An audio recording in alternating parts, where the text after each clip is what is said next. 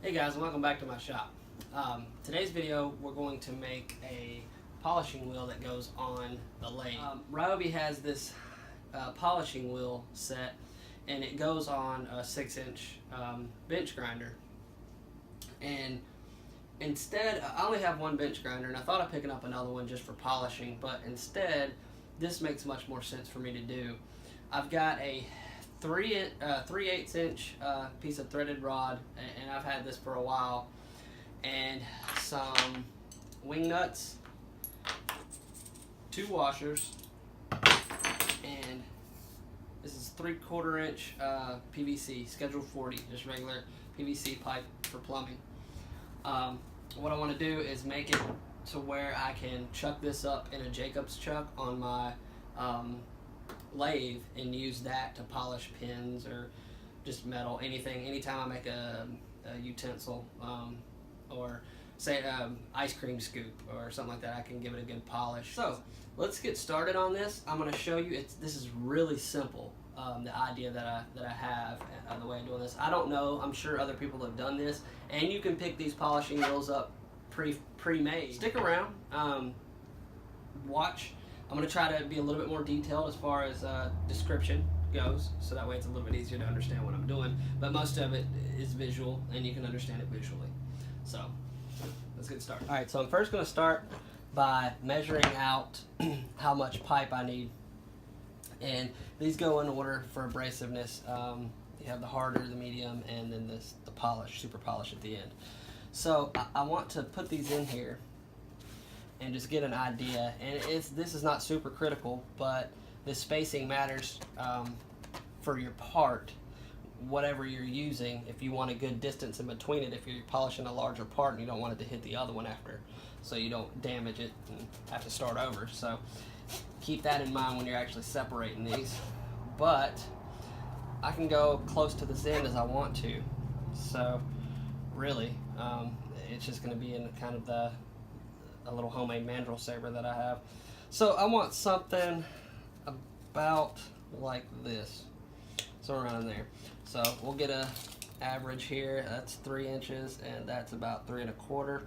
So we'll go ahead and make it 3 1/2 in between. So what I'm going to do is I'm going to cut 1, 2 of these at 3 1/2, and then see what I'm left over, and then I'll make a pipe for the end and put the washer on, and we'll go from there.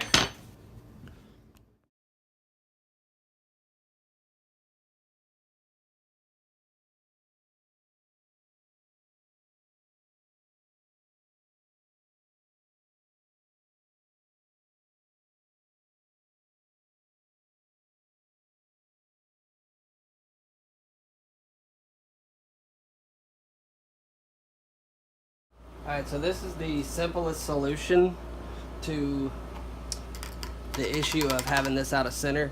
In a perfect world, when you cut with your hole saw to make this fitting, it works well.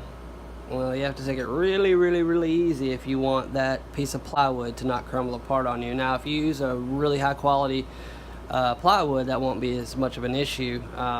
But instead of struggling with that and fighting with that, what I'm going to do is just wrap this with duct tape until I get the diameter I need, and then from there do it on the opposite side of the actual piece of PVC.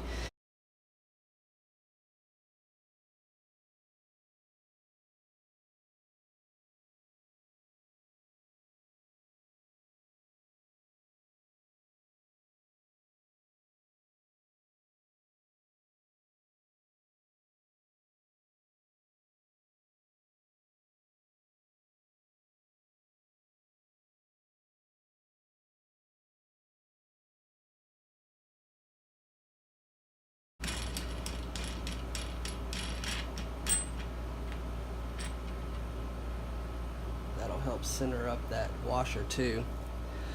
So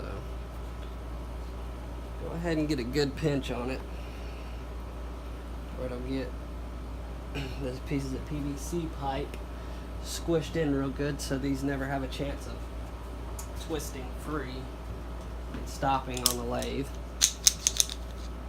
which you really shouldn't be putting a ton of pressure on it anyways, but you know. So there we go. All right, so that ought to do it. Now we have perfectly inline piece, so that death wobble should disappear now. So let's go put it on the lathe, see what happens. Also, there's one more thing I want to do before I put this in the lathe. I want to drill a hole in the center here, that way my live center can seat in it without destroying or mushrooming the tip on my live center.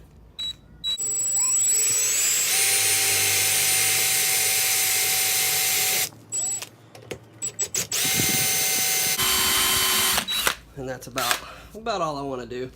Just enough to allow that tip to sit down in that hole.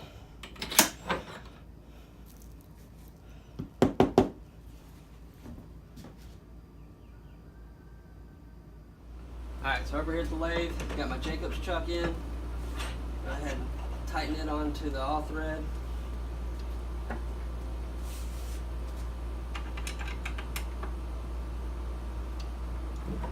and snug. We put that hole in the end there so the live center can seat in there without destroying our live center. Go ahead and tighten this down. There we go. Here we go. Alright. So this end's perfect.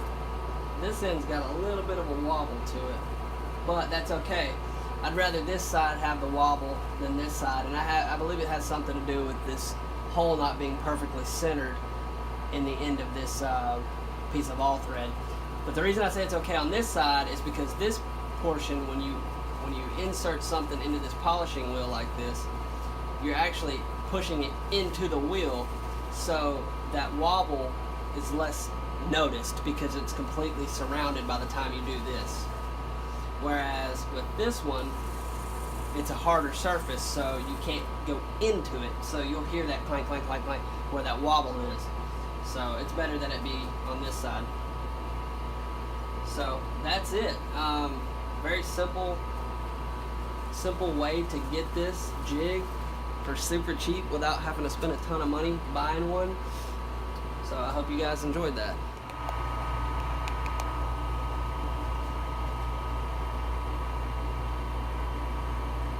Alright, so that about wraps it up. It's a pretty simple project.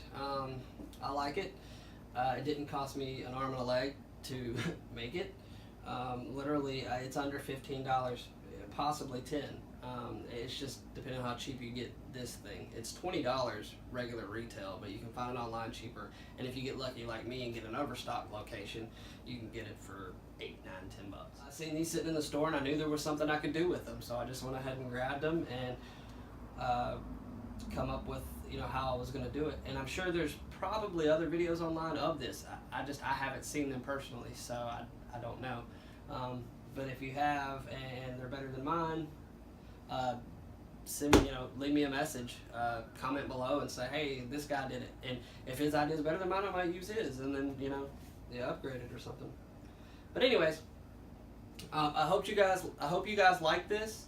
I hope it helps you out. I hope you learned something from it. You could possibly take this and do this or do something similar. So I thank you guys for watching. I hope you have a great day, and I'll catch you on the next one.